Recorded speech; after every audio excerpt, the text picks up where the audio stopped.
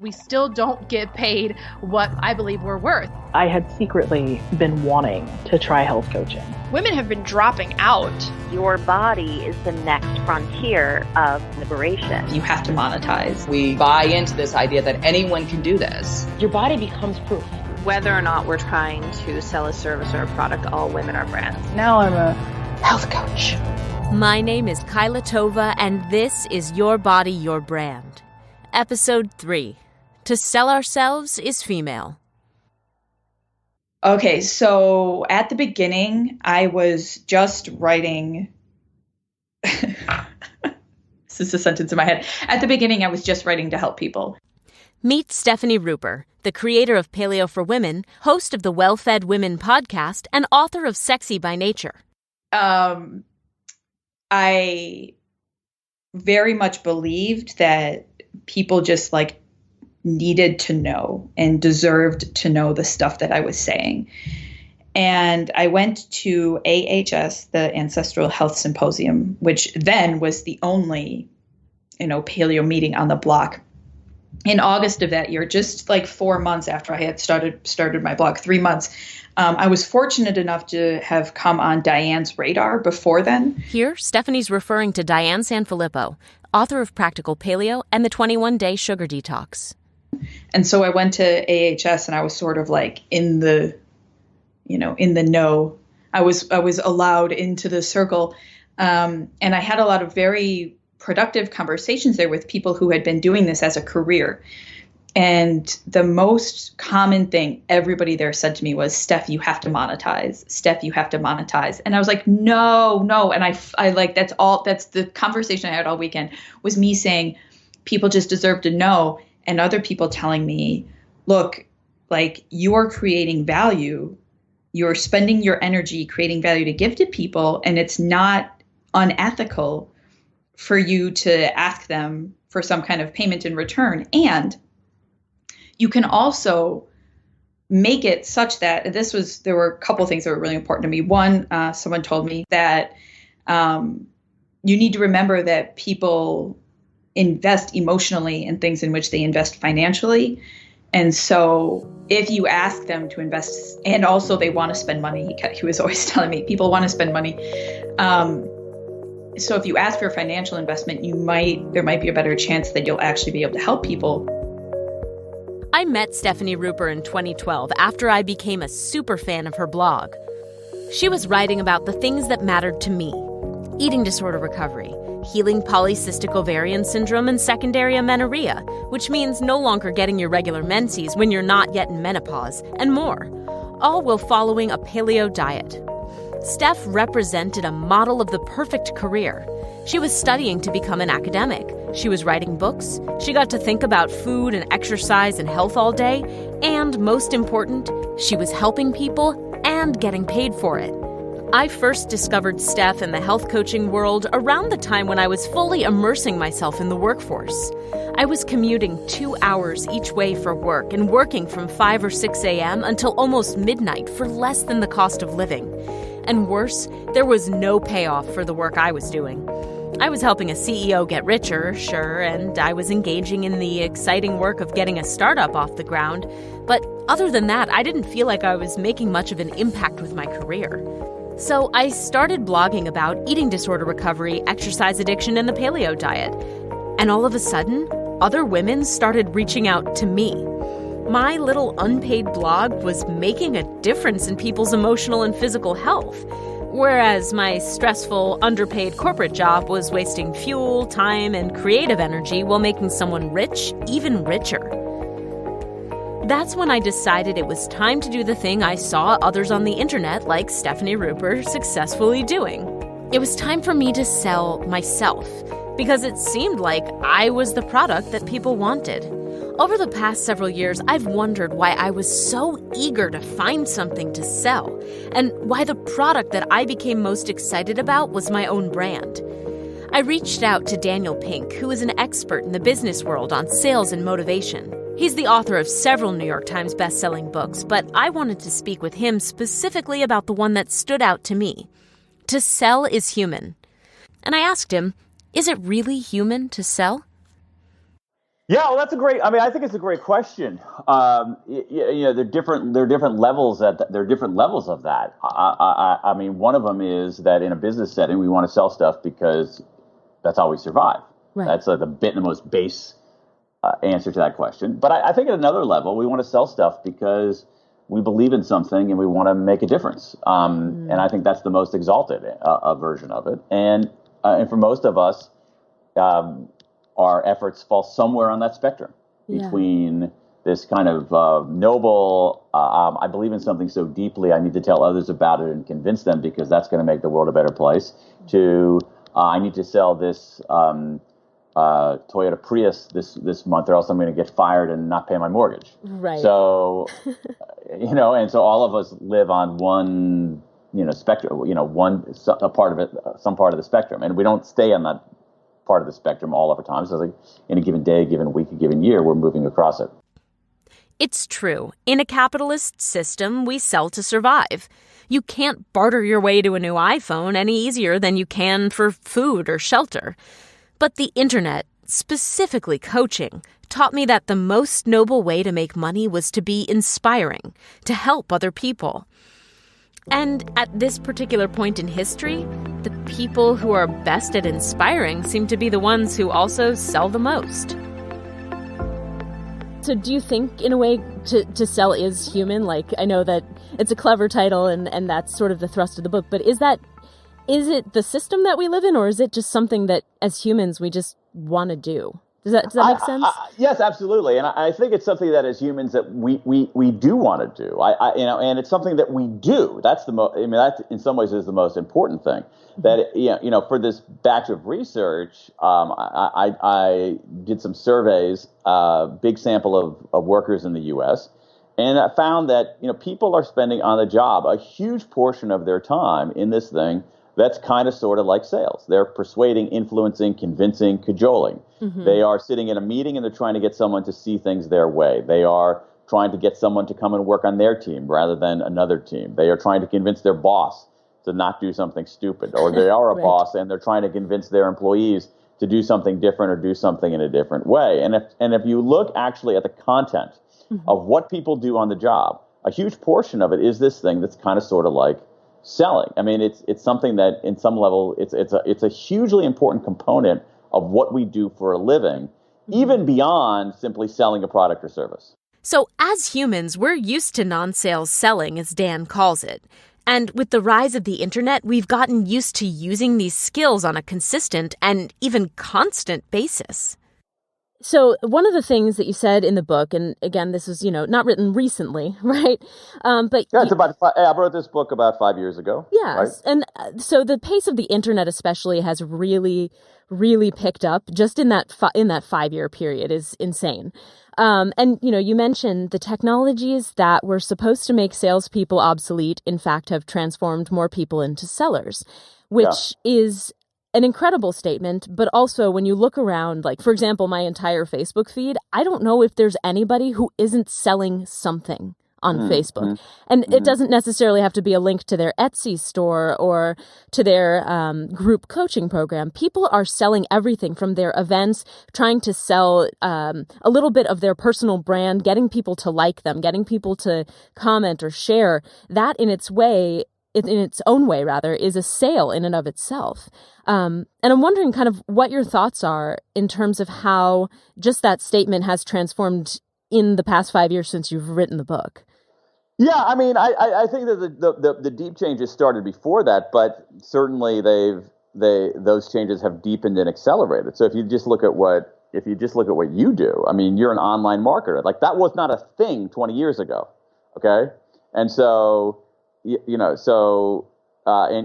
you're like all of us, you're selling too. And so the idea that we have these platforms, whether, as you say, it's an Etsy or something else, turns more of us into sellers. Now, it also has, the online world also has a profound effect on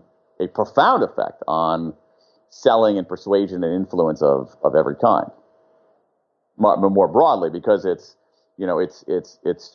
basically remade the entire terrain of persuasion and influence. We used to live in this world of information asymmetry, where sellers always had more information than buyers. now we live in this world of something close to information parity. And that, I just can't even, I can't say strongly enough what a big deal that is. I mean, just think about it in a historical context for a second. So just think about like all of commerce in human civilization. Go all the way back. So, the very first commercial transaction might have been some dude selling a goat to somebody for shells, all right? So the guy selling the goat at that time knew a lot more about goats in general and that goat in particular than the person buying it. Okay, that's information asymmetry, and that persisted throughout human civilization. Middle Ages, Dark Ages, Renaissance, Enlightenment, Industrial Revolution. Into our own lifetimes, like basically the entire 20th century, and then like a few years into the 21st century, all of a sudden, this information asymmetry that defined what sales was disappears and becomes something closer to information parity, and that is profound on at least two dimensions. It's profound in the sense that it basically disrupted, I hate that word, but it's basically, but you know what I mean? It disrupted essentially thousands and thousands of years of how we believe the world worked. Okay? That's a big deal. And I think part of that is that we haven't quite realized how significant that is. And then when you look at any form of persuasion, influence, or selling, it's monumental. So this is a huge deal when it comes to persuasion. We've gone from this world of information asymmetry, which, as I said, is a world that we can think of as a world of buyer beware. Buyers have to beware when sellers have all the information. But now when both sides have the information, I think more and more in every realm, every facet of sales, persuasion, influence, we are in a world of seller beware. Now the sellers are on notice.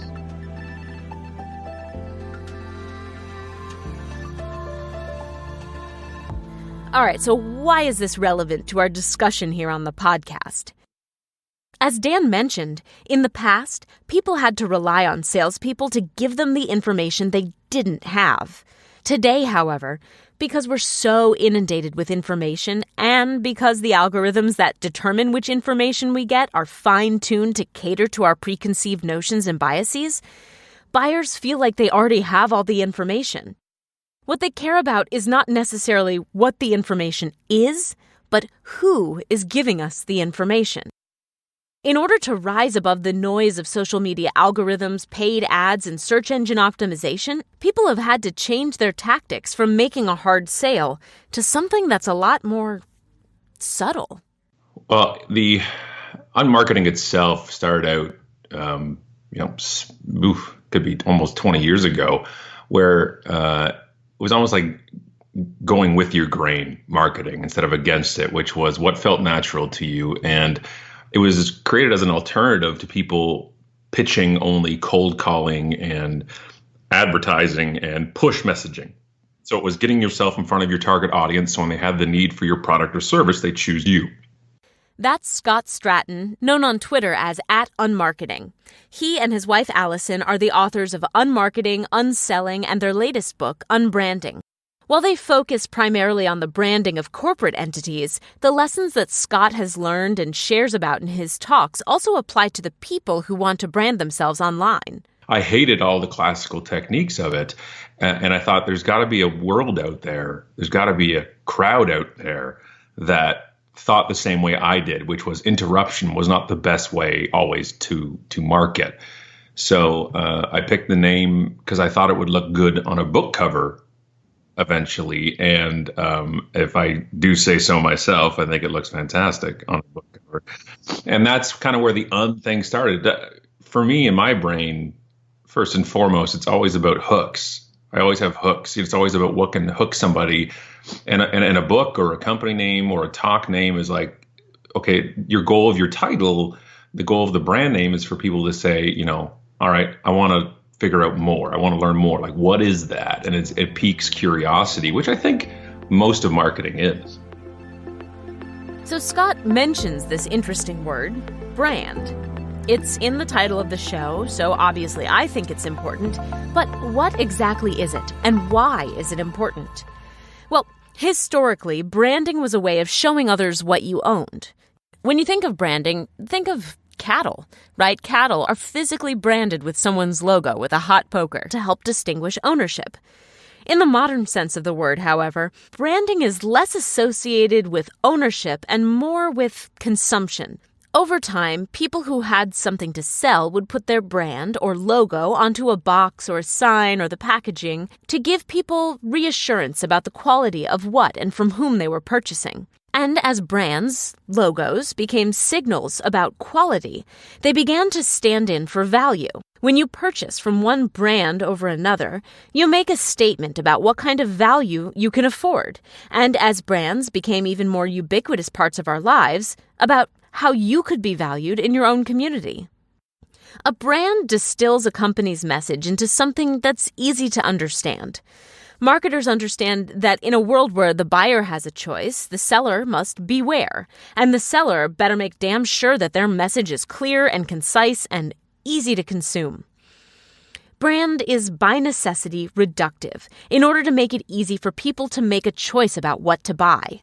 And that's all well and good when the person, in quotes, doing the advertising and marketing is a corporation. But what happens when a solo entrepreneur begins to think of themselves as a brand? I mean, essentially a brand is a story, and there's two components to it. I spoke with Kelly Deals, who has branded herself a feminist marketing coach. So one is, what are the values that you're trying to articulate? What's the story that you're trying to articulate to other people? You're trying to control the narrative, right? You're trying to put a particular story out about you and your work. And then the other element of brand is the sort of external in part, which is, how do people perceive you? What's the story that they read on you? And then a brand is like all the collateral that you disseminate that story in, and you try to control the narrative. In other words, branding is a way to reduce yourself to a version of yourself that's consumable. In business and economics, a corporation is defined as a fictitious legal entity separate from the people who own it. So there's a literal legal delineation between the person who owns the business and the business itself. But health coaches and personal trainers and bloggers and Instagram influencers are very rarely corporations. That takes a lot of money and a lot of paperwork and would be completely unnecessary if all you wanted to do was sell ebooks about smoothies online. Legally, when you start a solo business, you become what's called a sole proprietor, which means that you are not actually separate from your business. You're liable for all of the things that your business is liable for. You can take out a fictitious business name to slightly separate yourself from the business in the eyes of the public, but in the eyes of the law, you and your business are one and the same.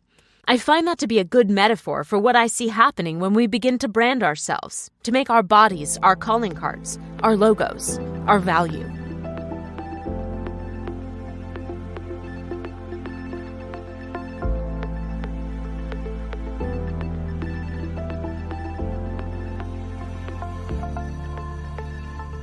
So I'm going to be real radical here, and I'm going to say all women are brands. Whether or not we're trying to sell a service or a product, all women are brands, and that's a function of patriarchy. And what I mean by that is women are trained to present themselves as consumable objects. We're trained to control how we're perceived and constantly be sort of perimeter patrolling to see how we're being perceived and make sure we're being perceived in a palatable way, because we know that we are saleable objects and we have to present ourselves to be consumable.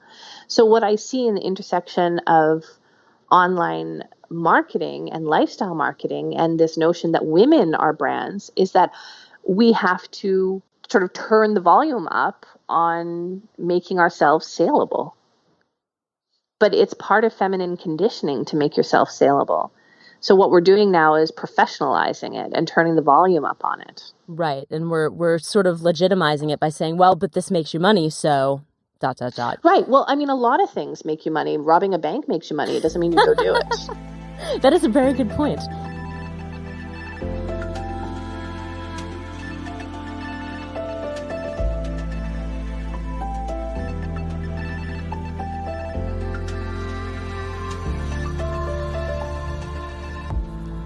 It's your job as an entrepreneur, as the keeper of the brand, to help people understand what to think about you in a concise way. We exist in this world where the noise of social media and blogging just keeps getting louder, and we need a shorthand in order to take in and process all of that information quickly. Best marketers, of course, have gotten that figured out. That shorthand is visual. It's a brand. It's a reliance on images to help us communicate our point quickly and easily. And in the world of social media marketing, where information comes in a flood and becomes disposable in seconds, it makes it even more imperative to use those images to press on people's emotional triggers and create quick associations to help us make our point and then sell. The way I see a brand, it's at least for small businesses, it's the way that you're presenting yourself out there in the world. That's Lily Garcia of Wild Olive Branding, whom we met in episode 2. All of us are these just beautiful, complex, deep individuals. But when you're putting yourself out there in the world, trying to grow a business, that's not necessarily, that's a lot for somebody to take in and get behind. So a brand is a way to kind of narrow things in so that the people who you're trying to reach can actually see you and see why they need whatever you're offering, rather than kind of getting lost in all the details of your life. In other words, if you present yourself as more than your smoothie recipes or your marathon times, then Google won't know how to tell people about you when they search for blended drink recipe books or Couch to 5K programs. And once people follow you, it's your job to continue to create the experience for your followers that they believe they've signed up for. Like Pepsi or Apple, when you are a company, you have to stay consistent with your image and your messaging if you want people to remember you have something to sell. But at the same time, you're a real person and you're not a fictitious legal entity. You're more than a color palette or a sales page or a series of carefully staged photos. And there are consequences to not telling your audience the whole story, especially when that audience is vulnerable and receptive to your message. And that's exactly what happened to Tiana Dodson. So I'm Tiana Dodson, and I am a fat health coach. So originally I'm a mechanical engineer, and that's a really big difference, right?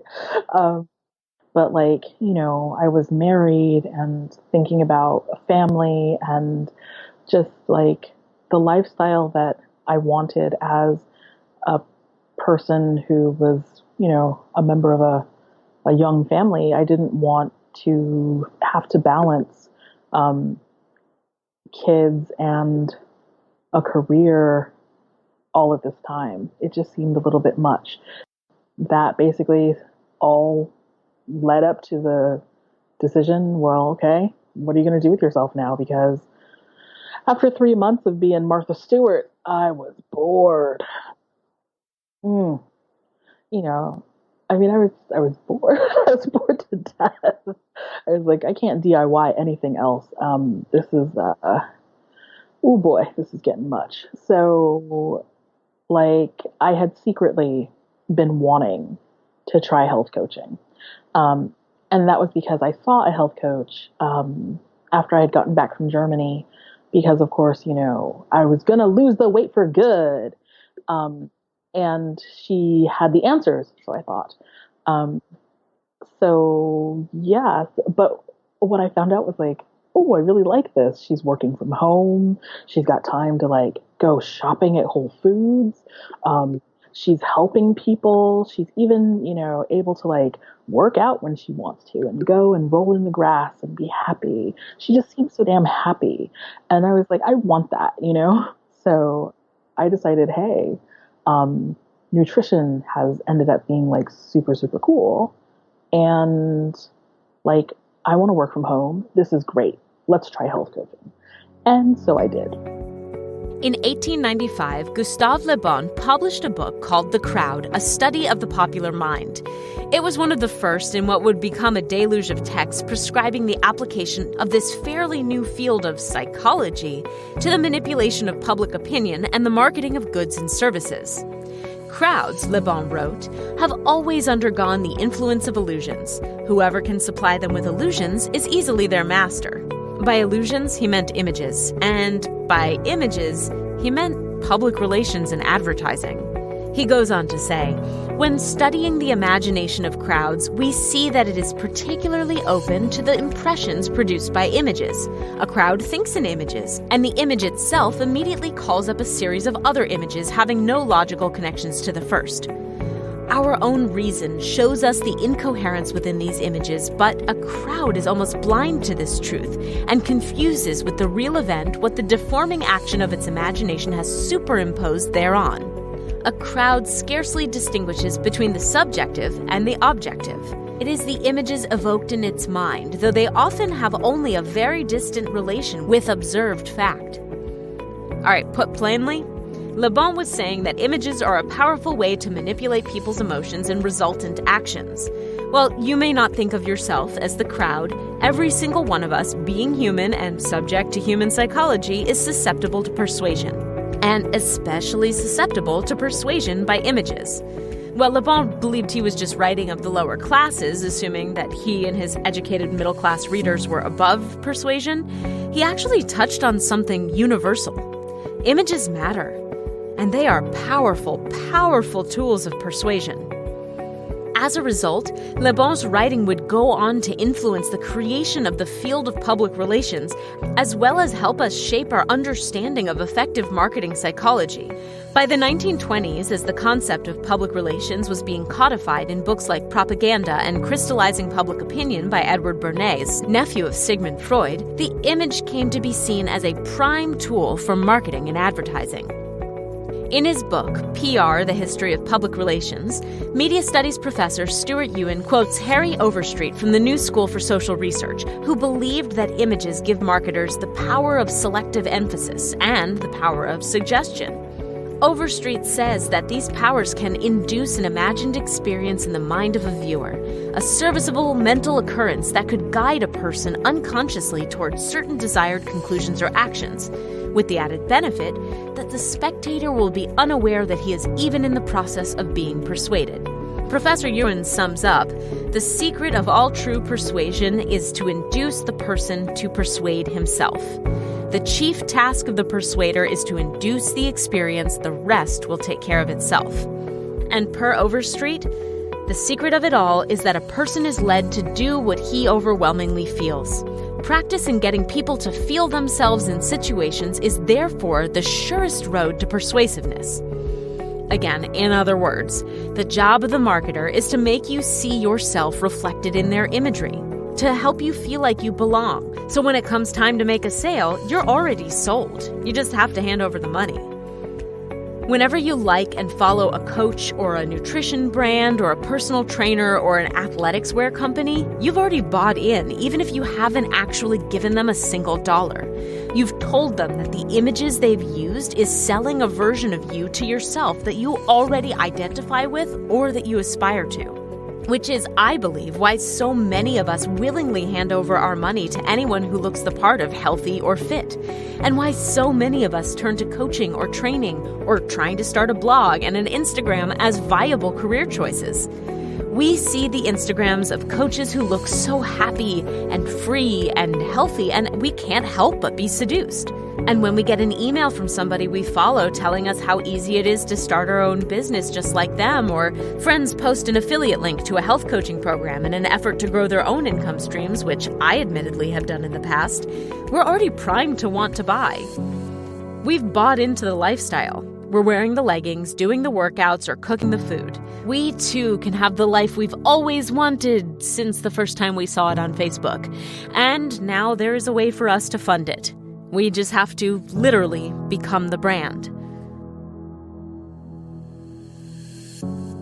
You see these other people, and I know I'm one of them too, because I know people will come to my website, and obviously that's my website. So I want it to look professional and polished, and so I think, we just have this natural tendency to kind of see a person and then automatically think, oh, wow, they must be super successful. Their lives must be perfect. And it must be so easy. You just get the training, then people are going to come knocking on your door to work with you. Then you're going to make lots of money and your life is going to be perfect. It's the same kind of magical thinking that diet culture instills in us.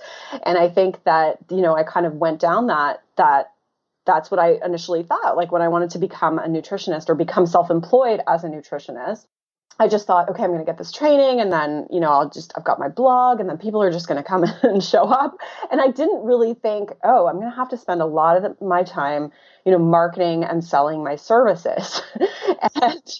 and I think that side of the equation, I mean, maybe it is being told out there, but at least I didn't really hear that. I didn't really hear from people how hard it really is, and a lot of the hardships that come in order to build up a successful practice as a solo practitioner, whether it is being a nutritionist or a dietitian or a coach, like whatever, or yoga, like any kind of solo endeavor comes with a lot of hardships, and you have to be selling yourself and your services. People don't just come knocking on your door. That's not really how it works. You have to build it up, and it takes a long time to do that. Summer Inanen, the body image coach whom we met in episode 2, says something really interesting.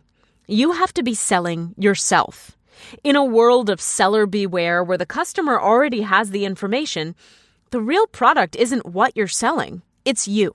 It's the story you're telling about why people should trust you enough to buy from you, which is why there is a push for you to not only become a brand, but an authentic one. When I was working as an engineer, I was working for the Princeton Plasma Physics Laboratory, which sounds really impressive. And so, to dress it up, for those who might not know what that is, any of those words, I would, make sure that I would write it out as Princeton University's Plasma Physics Laboratory, because the Plasma Physics Laboratory is a part of Princeton University. And just kind of dress it up as much as possible to make it just fancy. And that would be my lead in. I work for PPPL. Hi, I'm Tiana. I work for PPPL. I was always just, one of many, not the thing. I was always putting myself behind that shield. And that was my pedigree, that was my ticket into the door. And as a health coach, I don't have that anymore. All I can be is who I am. And there is no shield besides, the ones that we tend to put up. Boundaries. But I don't have that fancy, well-known business card anymore. It's I'm Tiana Dodson, and this is one beautiful yes. And people are like, yeah, okay, that's great. You're a fat health coach. Okay, what's that mean? People were asking plasma physics lab, what's that mean? There was an enchantment, wow, plasma physics, you work for Princeton, wow, as opposed to oh, you're a health coach, that's cool. As Tiana says, all she can be is who she is. Health coaching really isn't defined by what type of diet you follow or which holistic remedies you're suggesting. It's defined by the person who is selling the coaching. It's defined by the coach themselves. I didn't realize that I was becoming a brand. I backed up into it. I didn't realize that's what was happening. But when I hear people saying things like, this is my brand, it always sounds so plastic. And just this is my facade. This is the makeup that I put on. This is the filter that you see my life through. And for me, it's so important to be authentic. And I know everybody says this, right? Everybody's like, oh, it's so important to be authentic, as they take 37 photos of the same thing to make it perfect. I really try to be authentic. You're going to see the bumps and you're going to see the lumps. And though I do spruce up my hair and make sure there's no crust on my face when I'm taking photos, I try not to do too much by way of trying to hide the double chin or the fact that there's laundry on the sofa. I try to be as real as possible because for me, like, I guess that's my brand. My brand is the anti-plastic.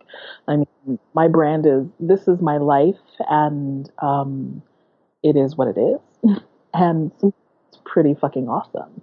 But sometimes it's also pretty fucking messy. And like, that is what it is. One of the things that really struck me as I was recording this podcast was just how many people whom I interviewed wanted to talk about authenticity. Authenticity in digital marketing has become such an interesting and loaded and messy concept, and in many cases, it's a meaningless buzzword. We live in a post-Photoshop era where we all know that the images of perfection that have been marketed to us are fake. While we may still be psychologically primed to react when we see idealized images of people, I think a lot of us just yearn for something that feels more real, more tangible, closer to us. And that's where authenticity comes in. In marketing, we have a concept called know, like, and trust. The idea is that the more you know, like, and trust a person, the more likely you'll be to purchase from them. Social media helps us get to know brands in a really unprecedented way. We've already gotten used to the idea of having friends who turn around and sell to us, and now we're even used to wanting to become friends with the people who are already selling to us.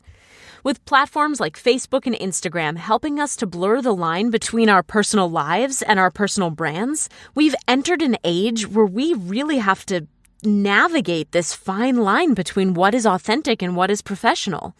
And because in the health, nutrition, and fitness world, we use our personal struggles, stories, and habits as our marketing tools, we've actually begun to perform our humanity for one another for money.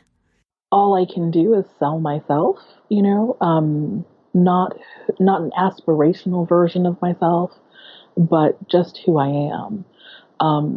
Because for me to come to me and say, I want you to guide me, I want you to help me, I want you to hold my hand through this very, very volatile and tender process, I feel like you need to trust me. And I think that's the thing that maybe I've taken really to heart, this know, like, and trust thing that they try to tell you in marketing. Like, people only buy from those they know, like, and trust.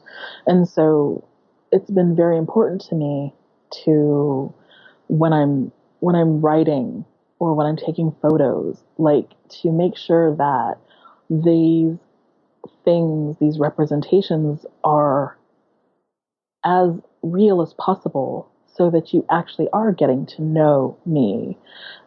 Because as you get to know me, I hope you get to like me. And with those two things, I want to develop trust. And I feel like if I'm trying to make everything beautiful all the time, and performing, a version of myself, then how can you really trust me? How can you really come to me and be vulnerable and open with me if I have not been open and vulnerable with you? I want to introduce you to a concept called parasocial relationships.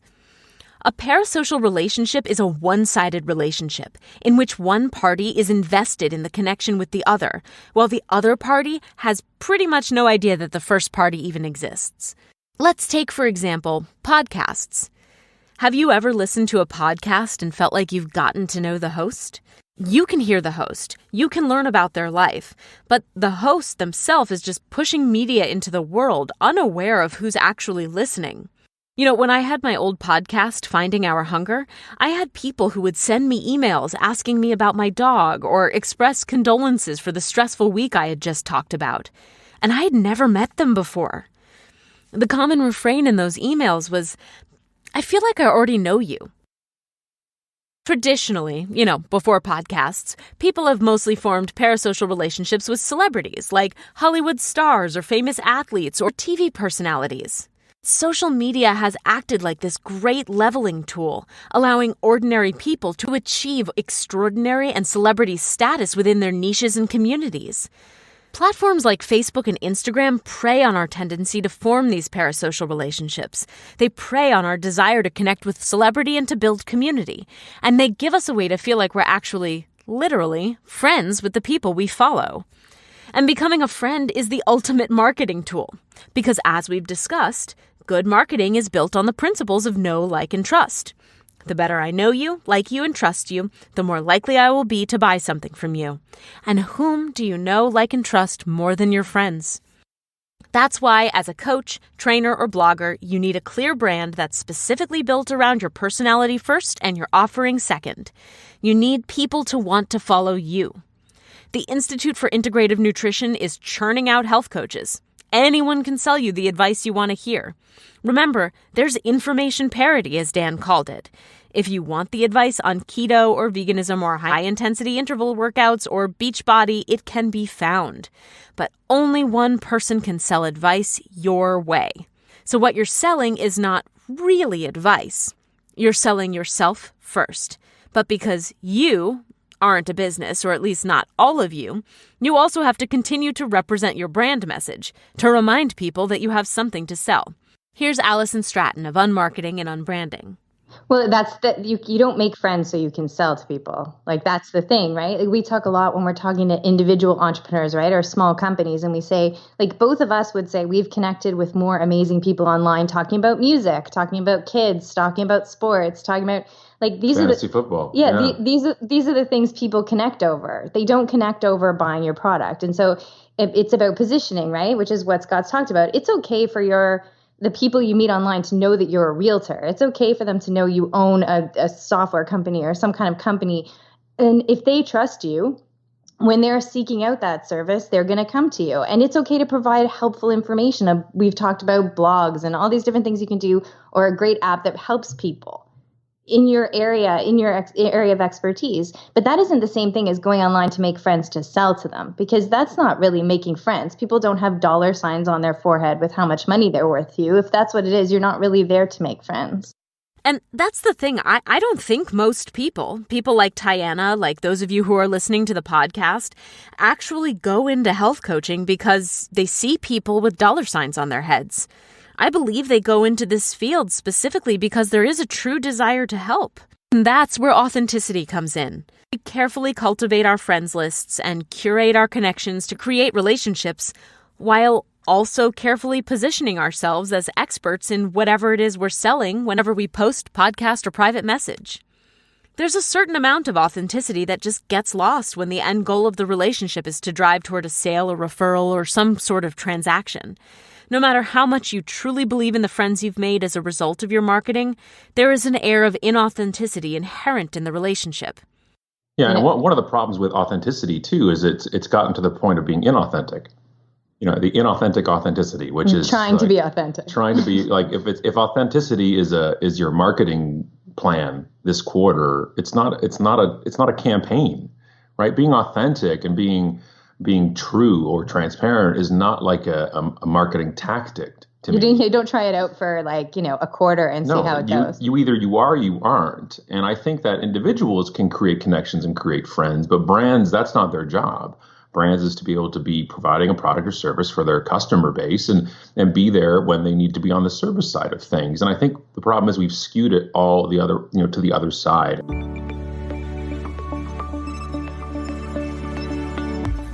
Brands are not your friends, but friends are becoming brands, and that's where I'm worried. At the same time, there's a push to move away from using the word authentic, even as we simultaneously position ourselves as real and build a professional brand out of our personal lives. I spoke with personal trainer Kelly Coffey of Strong Coffee, who feels pretty strongly about the word authenticity. I asked her why she doesn't like it.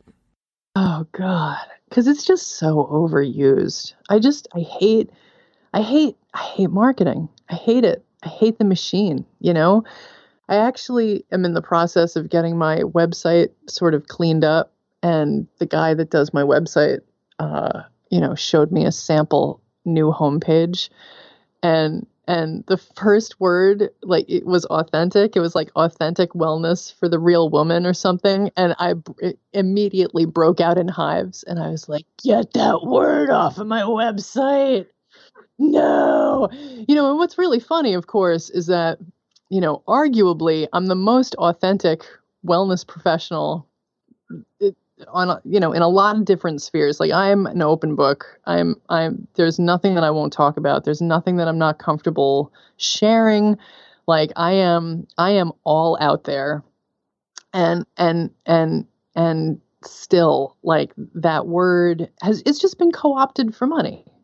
You can go out. I could walk out my front door right now and come home in an hour with an authentic t-shirt, an authentic, cotton woven t-shirt, an authentic pair of fairly traded freaking shoes. That word is on marketing flyers and banners and boxes all over my little New England town. And if you can buy an authentic pair of shoes, then you are not using the word authentic appropriately anymore. One of the things that's difficult about the push towards authenticity in branding is that while we're performing our lives for one another, we also have to navigate what's appropriate in our performance. As our personal and professional brands merge, how much can you really share? And if you share something difficult or political or truly personal, will it ruin your profitability? And if you don't share those things, are you truly being authentic? I don't know how digital marketing can be authentic. It's a balance. It's something that I think we'll have to work on for a while. Yeah. I don't know. It's hard. And I'm struggling with this idea of authenticity online because I don't think people really do want to see your authentic self at all. I feel like I've lost family members because of it. Literally had to block people because they expressed distaste with the way that I was posting truth about my life. Mm-hmm. And it was like, well, so what do you want to see? You only want to see the happy, shiny, fake thing that I post to make you happy? Like, how can I be myself online or be myself in general, and also make money? Is it possible? Like, to keep connections when you're being authentic about the things that you struggle with, and not the things that you're performing your struggle with, but literally struggling with. Right. And that could be anything from like politics to mental health to really anything. Yeah, I agree. I think that's I've seen that instances like that happen in the workplace a number of times over the last year, whether it's someone who's dealing with a mental health struggle and then it's like, well, so sorry, but you can't do that here. Mm-hmm. Like you should definitely take care of that, but not in front of these people kind of thing. Or, whether you have strong political beliefs and that comes out and what can you do that in front of clients? Like, what's the appropriate line and how do you, I think that's a really tricky place to be. And I agree. Most people don't want to see everything. And even I don't want to see everything from everyone, but that's what you have friends for. Right. And not everyone online is your friend. So there is a certain amount of authenticity I think can be showcased. If you can showcase authenticity, it's a weird combination of words, but I do believe that you can show people a slice of who you are without showing them everything. But I believe that people using the internet want to believe they're seeing everything. And they want to believe that they're friends with the people they follow. When a blogger shares their transformation story or an Instagrammer posts a picture of themselves crying after a panic attack, we want to know. We click, read, like, and share the stories that are filled with drama, struggle, and redemption. We long to find ourselves in these stories. We tag our friends, we repost and write our own version of the story. We film reaction videos. Stories are what drive marketing. And right now, authentic stories are a hot commodity. And stories about our bodies and about our health are really easy to come by. We have the tools and the encouragement to stage and perform and capture that authenticity and then sell it back to our followers on the internet. Here's Lily Garcia again. I'm still kind of fighting this internal battle between, like, I don't want to be a brand in the sense that I'm not a business, right? I'm a person who has a business. But it's pretty clear at this point that I can't have a business if people see me as a person. I can have a business, but it's not doing well. You know what I mean? It's a really tricky balance. And this is something that I'm figuring out right now too, because just a couple of months ago, that's kind of what it was for me too. Like, well, this is who I am. And so I'm going to put it out there, and that's going to attract my people because of me as a person. But just going through some, personal tragedies has kind of changed that. And I realized, well, I want to have room for myself and my family, so that we can heal and grow and have space for that, and not necessarily have to do it so publicly. And it's funny, I started feeling this obligation to kind of live every part of my life on my Instagram feed, and at the same time I was like, well, how does this relate to my business again? And so it's kind of this muddy thing that I'm trying to figure out for myself, and trying to help my clients figure out for themselves too.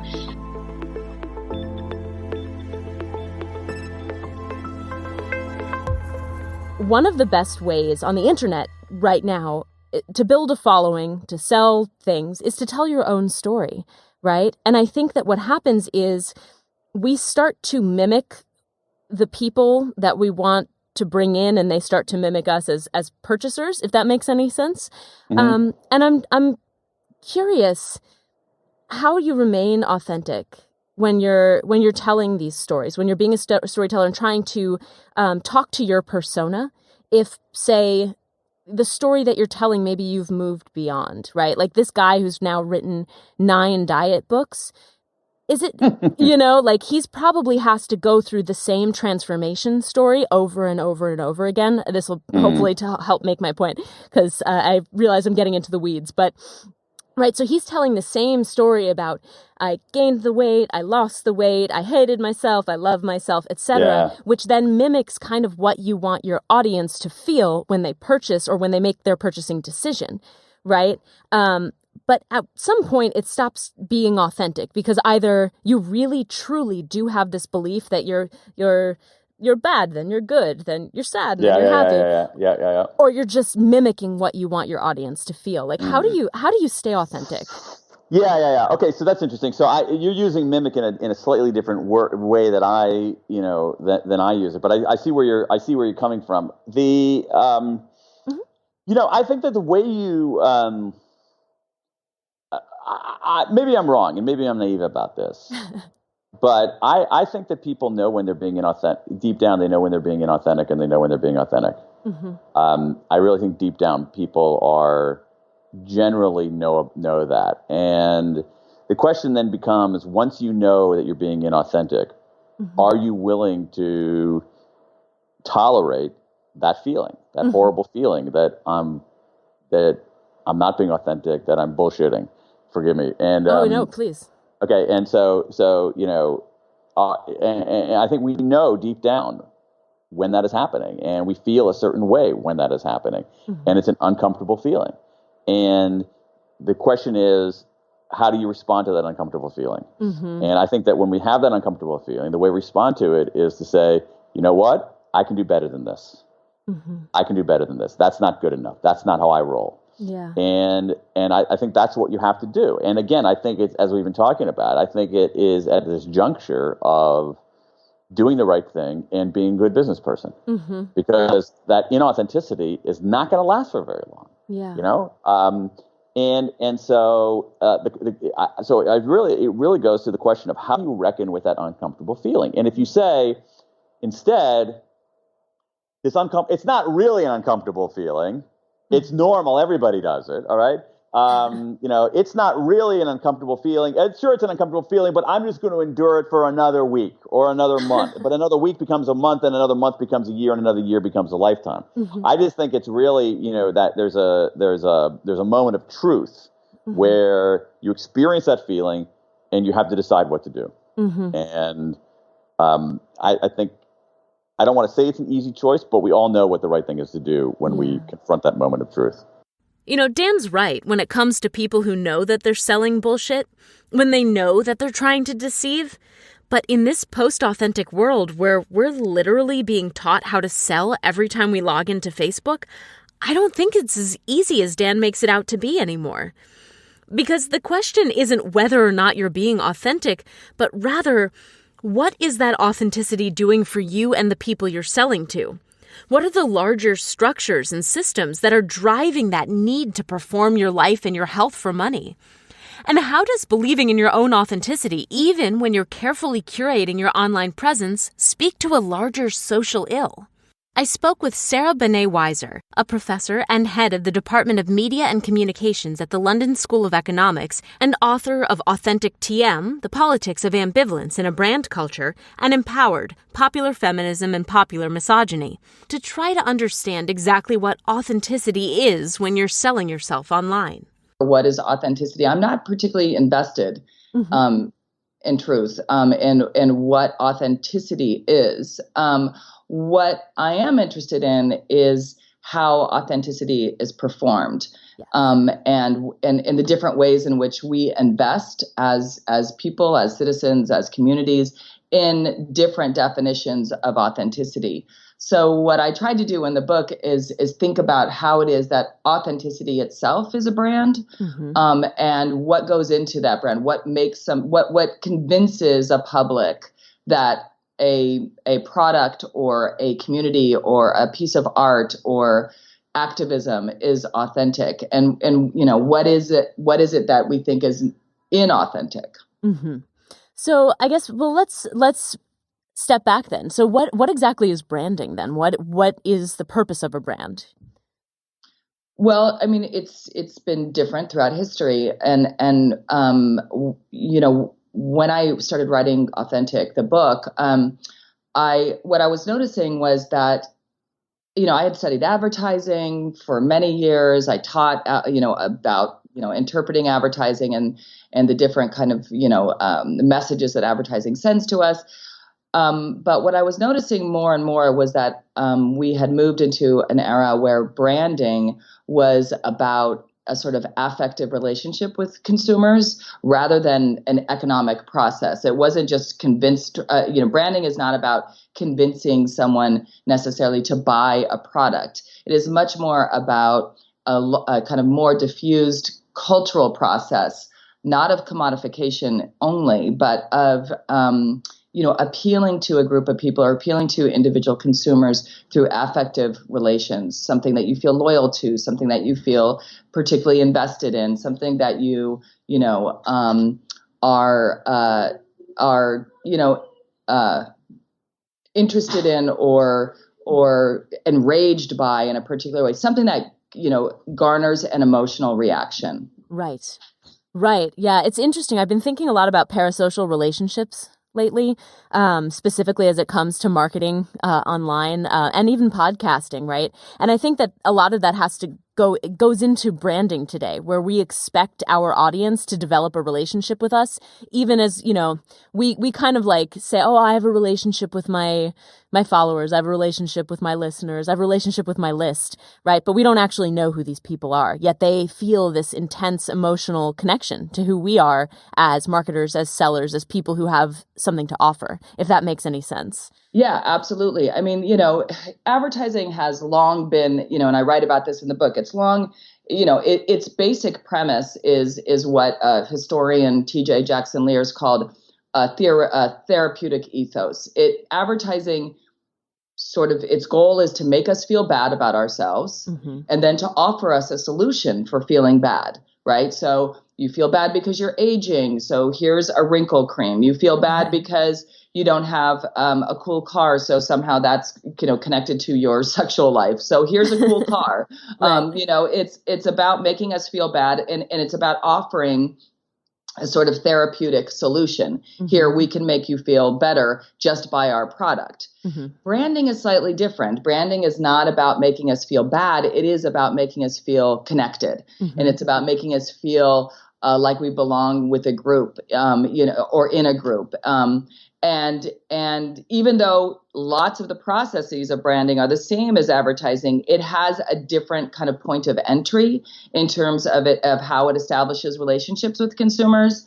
So, like, for example, it's sort of a cheap exercise, but it actually works every time. One of the things I do with my students every time I teach about advertising and branding and the kind of processes, the affective relations that it inspires, is I ask them, I show them arguably one of the most successful advertising campaigns in history, which is Apple's Think Different. Mm-hmm. And I show them all, from the Orwellian 1984 when the Mac first came out, all the way up into the posters of Amelia Earhart and Gandhi and John Lennon and Think Different. And then I asked them in a auditorium filled with 150 students, how many of you are using Macs? Mm-hmm. And make them keep their hands up and look around. And it's by far like 90% of the class. And so I do this to kind of demonstrate to them, we all buy into this thinking different. We are cooler because we use Macs rather than PCs. Mm-hmm. But look, all of us are doing the same thing. Right. And so it's interesting because now people are beginning to basically create their own branding campaigns, if you will. And we are kind of performing this idea of thinking different or being different while expecting to create community around that, if that makes sense. It does. and so one of the things that I've noticed about a lot of women who are branding themselves online is that they are so I'll frame it this way. When I was really heavily into the I'm going to create my own business world, one of the things that business coaches always say is that it doesn't matter what you're selling, it just matters who's selling it. Essentially, it doesn't matter if the niche is completely oversaturated as long as you're selling it differently because it's your personal, it's your voice, it's your experience, it's your story, then it doesn't matter because you'll find your people. Right. And your people, right, of course, are your buyers, your followers, et cetera, economic and social capital. So what we're kind of training ourselves to do is to find that auditorium full of 90% of people who think exactly the way we do. And then figure out how to sell, we're all different, together, I guess, to them. Yeah.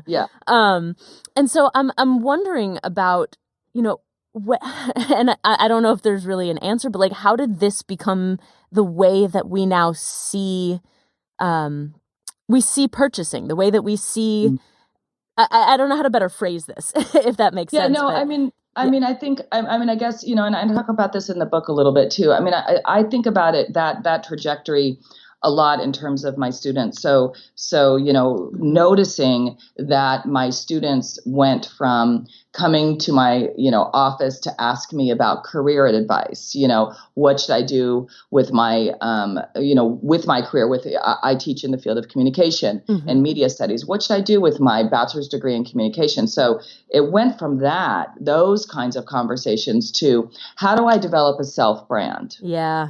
That's a really different understanding of who we are as people who go out into the workforce, as citizens, as part of a community. And I think that, one of the things that happened that really ushered in the era of the self-brand is digital media, mm-hmm. And social media in particular, so that you start producing yourself and composing yourself and curating yourself online, whether that begins, years ago with MySpace and then Facebook to Twitter to now Instagram and Snapchat. And so that we are constantly curating this version of ourselves to perform mm-hmm. for others. Right. And that process I found to be a lot of times really instrumental and really about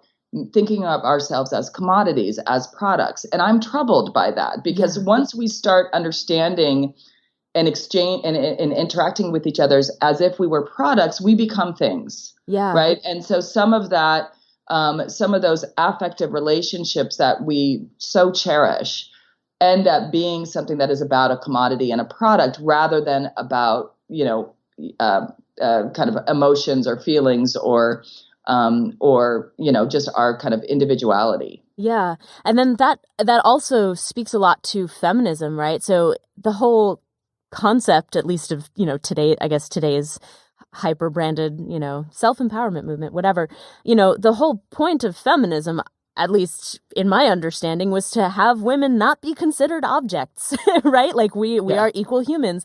And now, and obviously that is a gross, reductive view of feminism, but, here we are, standing on the other side of feminism is, and we're looking back and going, I would like to be an object now. Yeah. Right? Like I would like to be a product. And there's something that is, I guess the word gross keeps coming back into my head because it is. It's a complete bastardization of everything we've worked for. And yet, because we exist within a patriarchal capitalist system, we still have to kind of find where those values are. And the values of that kind of a system is money, is commodity, is creating some kind of power through selling. And since the only thing that we can sell these days in a really effective way, I guess, online is ourselves. Yeah, I think that's a really good way to put it. I think the other part of it is that it's about objectification for sure, but it's about a particular kind of objectification. The other thing that happens along with this that also ushers in, that is kind of part of the ushering in of digital and social media is, of course, advanced capitalism or neoliberal capitalism, which is an economic and political formation that values the individual over all else, right? So it's like relentlessly individualistic. It's about, this is when we start to hear things like self-entrepreneurship, the entrepreneur of the self. This is when the self-branding makes sense. It makes sense in this context of neoliberal capitalism where it's not about community. It's not about a collectivity. It's about the individual. And so to, circle back to your question about the kind of current state of what I call popular feminism, I just finished a book that is coming out in a couple of months about precisely this, about kind of neoliberalism, media, a culture of what I call, an economy of visibility, and how feminist messages, particular versions of them, become the most visible and the most circulated. And those are the ones that are about individuals, like you said, self-empowerment, self-love, love your body, all that kind of thing. And it's about objectification, but it's also about being an individual versus part of a feminist collectivity. Right. And the irony is we use language that's all about community to sell our singular individual self-brand. Let's hear once more from Kelly Deals. So I do think that performing a character, even if it comes with material rewards, can be fundamentally dehumanizing because it requires that you treat yourself as a resource and a commodity. So there's like an internal split there that comes. And it also requires being entirely externally focused. So Leanne Raymond wrote 2 beautiful pieces about the difference between ambition and actualization. So ambition is when you're totally focused on external rewards, so that you're totally overdetermined by trophies, prizes, praise, accolades, money. You are completely whipsawed by that. That's what ambition is. You collect those trophies, those external rewards. But actualization is when you are doing something that you're committed to that comes with its own internal rewards, and you're signed up and, led by your internal compass and developing your capacities and talents and gifts and expressing your commitments in your work. That's actualization. So the danger with being, a brand, even if it's creating profit, the danger with performing a character, even if it's creating rewards and respect and affection, is that you are having to internally split yourself and sort of quiet the noise of who you are in order to reap the external rewards. So you're fundamentally othering yourself. We're othering ourselves. We're turning our backs on our communities while we invest in our personal liberation and economic empowerment. But it feels inevitable. Who are you in this world if you aren't trying to brand yourself? Who is a person online without a personal brand? I mean, what's the point of authenticity if it doesn't lead to external rewards, if that's how the internet's been set up? Authenticity is something that, again, I'm not invested in a definition of authenticity, but I do know that it is a concept and a practice that many people are invested in. To go back to my students, I think that they think it's inevitable.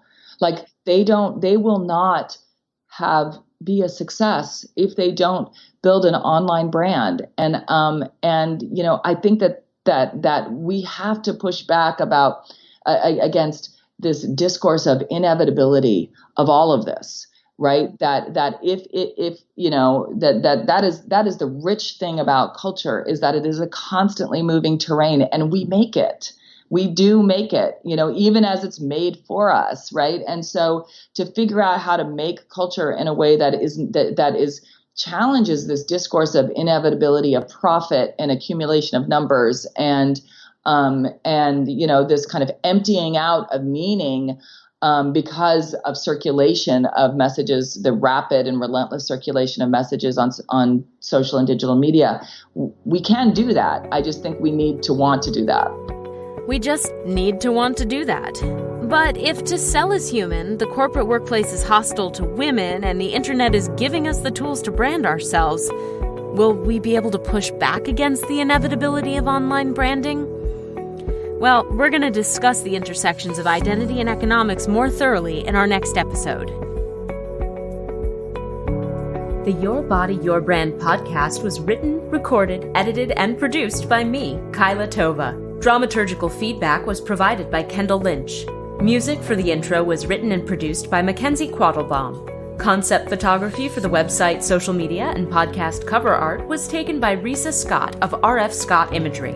To support this independent, ad-free podcast and help us develop a season 2, please consider becoming a patron. Patrons who pledge $3 a month or more will get exclusive audio, including cut audio and longer, previously unreleased interviews. Just visit patreon.com/bodybrandpod. For show notes and links to the guests who appeared on today's episode, please visit bodybrandpod.com/listen/sell. Please send your stories to me. I am absolutely living for the emails that you've been sending. I've also received several voicemails, which is just the best. So I wanted to play a clip from one of the voicemails I received this week. This week's audio is a clip from Dr. Jenny Talbert. After hearing the introduction and the first few episodes of your podcast, something really clicked with me. So I have been a chiropractor for about 9 years. I knew I was going to be a chiropractor when I was about 14 and just kept going right through, but I always had a feeling that I would need to look a certain way to have my patients listen to me or follow my instructions or things like that. So I actually got a degree in nutritional sciences in undergrad and went straight to chiropractic school, started treating patients, and then got more certifications in functional medicine and other clinical nutrition things and started employing that. At the same time, massively getting into the quote-unquote wellness culture and trying to change my body. Last year, I finally realized that wasn't working for me. I just had this face that this was me, and people loved it. I had a big following, but I just couldn't do it anymore. I couldn't. I just wanted to adjust my patients and not answer their questions about nutrition. With a lot of help and learning about health at every size and intuitive eating and working with a health at every size dietitian and also a therapist, I was able to really wrap my head around this and start to think about what I wanted to do next. But when you talked about how women sell their bodies to other women, it just blew my mind. That is the feeling, that is the sensation, that is what I've been feeling inside and couldn't put words to because it felt so wrong, but yet everyone does it and we all were doing it. And I just can't anymore. And I don't even want to buy anything from other women doing that anymore. And I think listening to your podcast really solidified and put words to what I couldn't put words to before. So I thank you. Are you a health coach, yoga teacher, personal trainer, chiropractor, or wellness entrepreneur of any kind? Have you considered becoming one? Just like Dr. Talbert's, I'd love to hear your story and potentially share it here on the podcast. You can send me a text, email, or better yet, record a voice memo and email it to yourbodyyourbrand@gmail.com. I'm really looking forward to hearing from you, and I cannot wait for you to hear next week's episode. We'll see you then.